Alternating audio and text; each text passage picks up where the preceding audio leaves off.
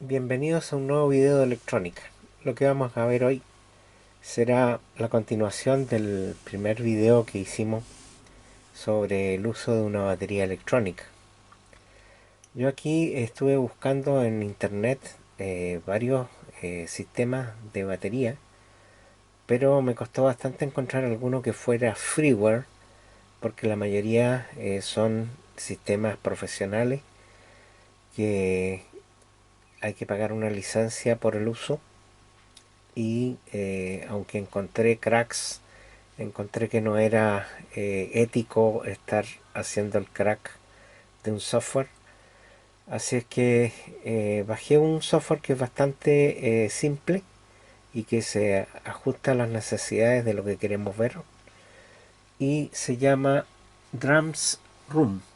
La versión 1.1 sale que es freeware y está permitido copiarlo para uso no profesional. De manera que si alguien quiere usarlo para uso profesional, bueno, me imagino que podrán elegir otro software. Lo que queremos hacer nosotros es solamente un sistema para hacer sonar una batería en forma aficionado.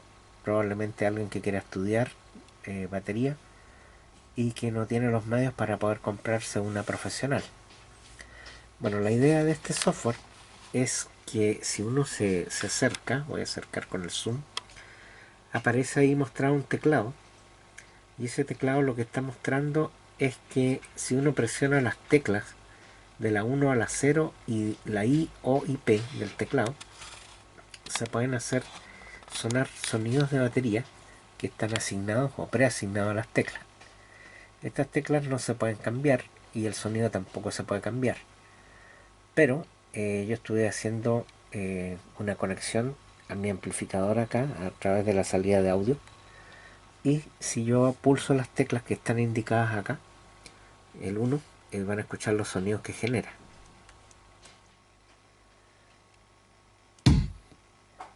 Ese es el 1, el 2, el 3, el 4, el 5, el 6, el 7, el 8, el 9, el 0, la letra I. Esta es la letra I como si golpeara dos veces. La letra O y la letra P.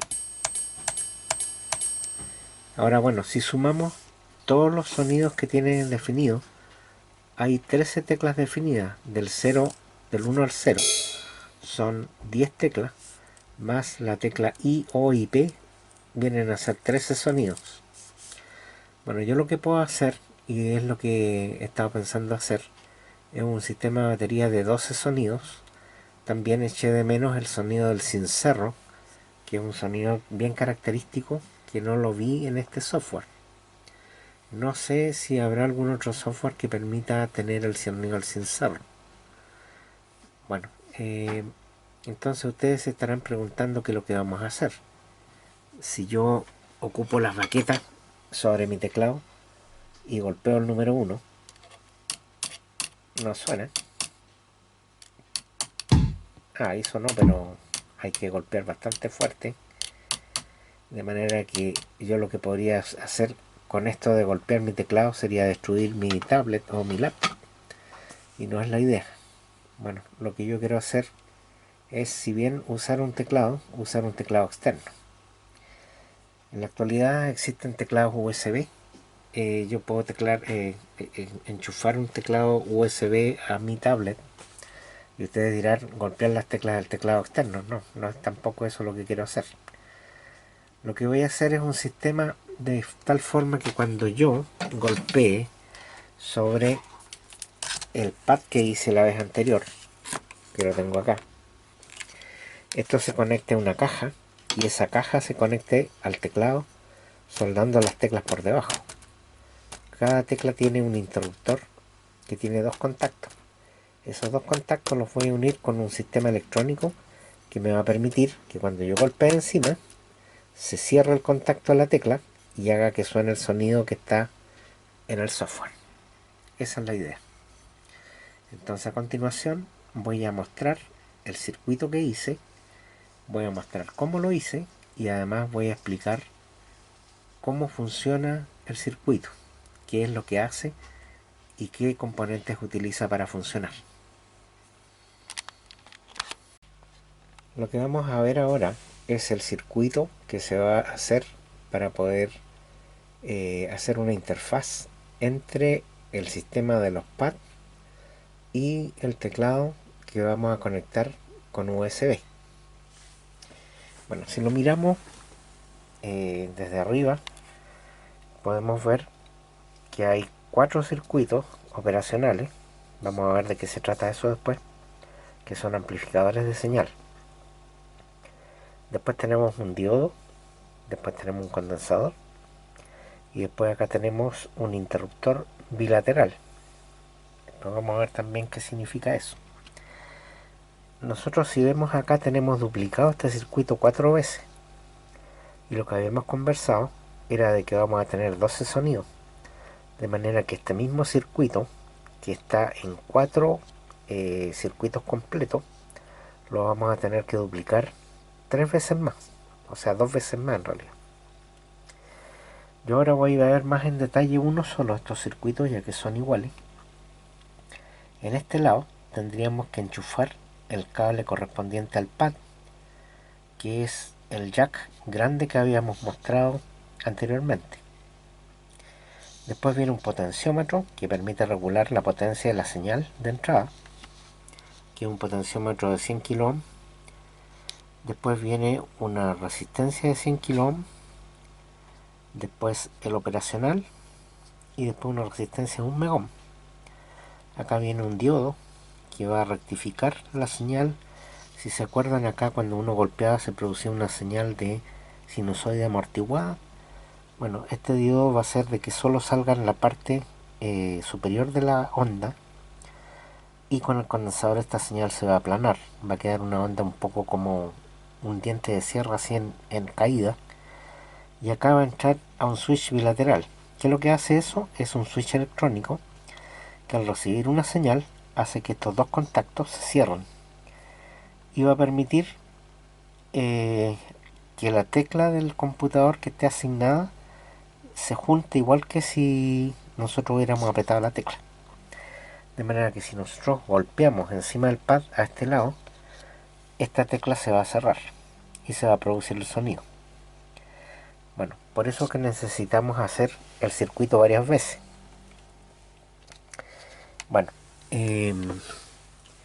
yo hice este circuito, lo plasmé en este circuito, y lo que les había mostrado era que habían 4 circuitos operacionales dibujados, y eso es porque en un solo chip, en este caso en este chip, vienen los 4 circuitos operacionales, y en este otro chip vienen los 4 circuitos de los interruptores bilaterales, de manera de que con 3 placas de estas vamos a cubrir las 12 teclas que va a tener nuestra batería electrónica.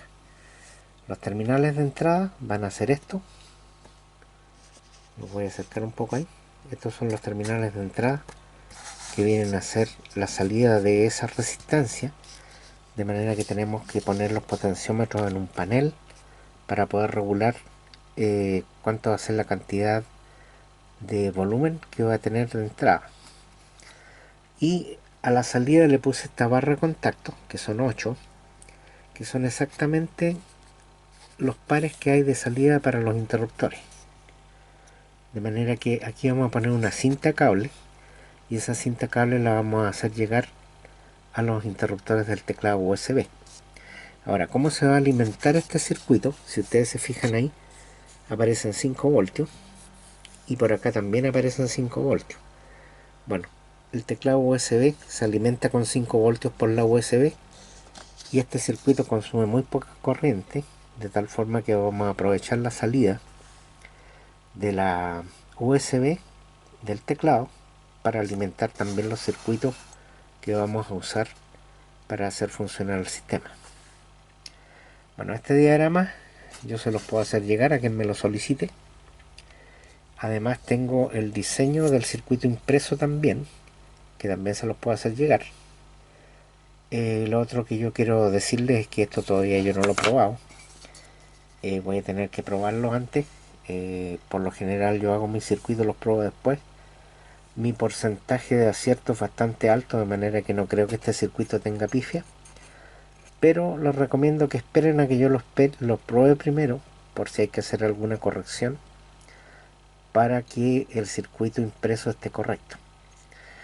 En todo caso, el circuito de acá está bien, funciona, está bien diseñado, así que guiándose por esto también pueden hacer el de ustedes sin problema. Bueno, eso es la parte electrónica. Aquí yo lo monté sobre unos terminales que son plásticos, son de nylon negro. Y bueno, por detrás, si se dieron cuenta, esta es una placa de doble faz. Tiene circuito tanto por encima como por debajo. Eso porque hay líneas que podrían cruzarse, y al hacerlo de esta forma, todo lo que sean cruces pasan por el otro lado. Así que una forma fácil de hacerlo. Ahora ahí está indicado que va el M324 y acá va el 4066, que corresponde, el 324 corresponde al circuito integrado que trae estos 4 amplificadores operacionales, y el 4066 corresponde al que tiene estos 4 switch bilaterales. Así que esa es la información básica de lo que vamos a hacer. El diagrama que estoy mostrando es el circuito impreso que les acabo de mostrar ya hecho, que lo tengo acá. La vista que tengo aquí, que estoy mostrando, es visto desde atrás. Si ustedes quieren este diseño, yo se los puedo enviar también a solicitud. Necesitan cargar el software que pueden bajar gratuitamente desde expresspcb.com. Les voy a dejar la dirección, que es el software que yo utilizo por lo general para hacer mis diseños. Las líneas que están en verde son las líneas que van por detrás, de manera que esto está visto por detrás, está visto por el lado de la soldadura. Las líneas verdes son las que quedan por el lado de los componentes. Se van a ver al revés porque en la placa está invertida. Normalmente esta placa, ahí están los pines, debería estar vista así. Obviamente, como esto yo lo dibujé a mano, no sigue exactamente las líneas, pero si esto lo hacen con un sistema de transferencia fotográfica, puede quedar exactamente igual como lo tengo ahí. Si volvemos a retomar esta parte donde está el circuito operacional, yo les puedo mostrar más detalles de cómo funcionan y cómo están construidos estos circuitos operacionales. Ya es lo que vamos a ver ahora. Bueno, ya lo que habíamos visto en el diagrama es que se simboliza con un triángulo que tiene terminales de alimentación, que en este caso son B sub S más aquí y B sub S menos. Tienen un terminal de salida de voltaje y tienen dos terminales que son de entrada, que tienen un B más y un B menos. Aquí no hay que confundirse porque esto no es alimentación, sino que es la señal de entrada, que se llama no invertida e invertida. Después vamos a ver de qué se trata eso. Bueno, el circuito integrado operacional, que es este, es en realidad un conjunto de componentes discretos o componentes más simples.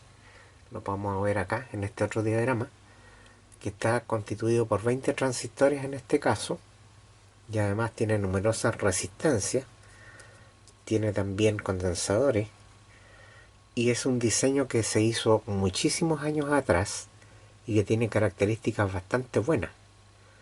Por ejemplo, uno lo puede alimentar con varios voltajes y el funcionamiento es bastante constante y bastante confiable, Además tiene poca distorsión como amplificador. Lo otro es que se puede conectar de diferentes maneras, y por ejemplo en la manera como lo vamos a usar en el circuito para la batería electrónica, vemos que en la parte de arriba tenemos una resistencia que en el circuito es de 1 megón o 1.000.000 de ohmios, y en la entrada tenemos una resistencia de 100 kilo ohm o 100.000 ohmios. El otro terminal va a tierra. Bueno, en esta configuración, para calcular la ganancia, la fórmula es 1 más la división entre la resistencia que va de realimentación y la resistencia de entrada. ¿Qué es lo que es la realimentación? Es un pequeño voltaje de salida que se aprovecha y se vuelve a ingresar a la entrada. De esa forma se disminuye la distorsión.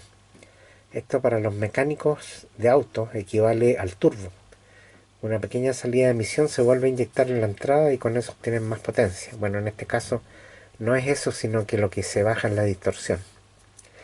Pero de todas maneras, bueno, al calcular esto, si tenemos 1.000.000 de ohmios dividido por 100.000 y hacemos la simplificación de ceros acá, nos quedaría 10. Esta división nos quedaría el valor 10. Y como la fórmula es 1 más la división de esto, nos daría 11.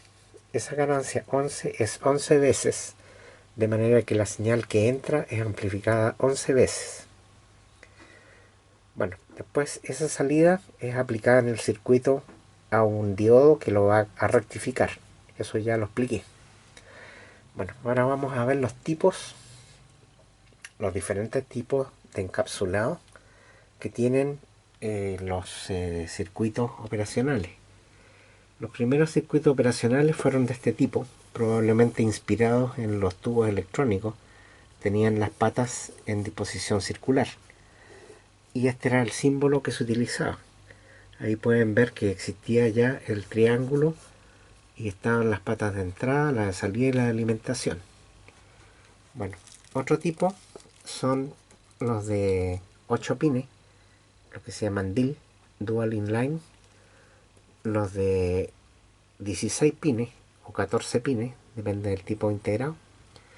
Otro encapsulado que se utiliza para los amplificadores de audio. Este también se utiliza para amplificadores de audio. De hecho, aquí les voy a mostrar uno que tengo. Ahí se ve que está conectado. Este es un amplificador bastante potente y tiene un disipador de calor bastante grande para poder transferir el calor que se produce con la amplificación. Bueno, esto permite hacer amplificadores muy sencillos, con muy pocas piezas. Y esta es la simbología de un integrado que tiene un solo circuito operacional en una disposición de 8 pines. Este es una disposición como la que tiene el circuito LM324 que estamos usando para hacer el diseño. Vienen 4 amplificadores operacionales dispuestos de distintas formas. Ahí está la alimentación del integrado, el positivo y el negativo, y las otras son las patas de entrada y salida de datos. Bueno, este es un circuito integrado a potencia, que probablemente es de un amplificador, que es el caso que habíamos visto acá en el diseño, este amplificador de acá. El que les mostré recién, que es este, es un amplificador de mediana potencia, y el circuito vendría a ser este. Ahí se puede ver también que las patas tienen asignadas las entradas, las salidas, la alimentación y la tierra. Bueno, entonces, dicho esto, ya tienen una pequeña idea de cómo vienen los circuitos operacionales. Además debo decir de que los circuitos operacionales, ¿por qué se llaman así? Es porque inicialmente se inventaron para los primeros computadores que no eran digitales, sino que eran analógicos. Vale decir que por las patas de entrada se metían cantidades de voltaje y se utilizaban para sumar o restar los valores, por eso que tiene un signo más y un menos, y a la salida se obtenía el resultado en un voltaje. Ese voltaje se medía, supongamos que teníamos que sumar 522 más 333 para hacerlo más fácil. Entonces se metía un voltaje por acá otro voltaje por acá, y la suma de las dos salía por este lado. Y con un voltímetro de precisión se podía medir cuánto era la salida, y entonces de esa forma se podía leer y se podían hacer las sumas. También se podían hacer restas, integraciones, derivaciones, eran muchas operaciones que se podían hacer con eso. Por eso es que se conservó el nombre de amplificador operacional. Bueno, las aplicaciones además de estos circuitos son muchas. Se utilizan, como ya vimos, como amplificadores de audio, como amplificadores de video, como mezcladores, como generadores de sonido, generadores de onda.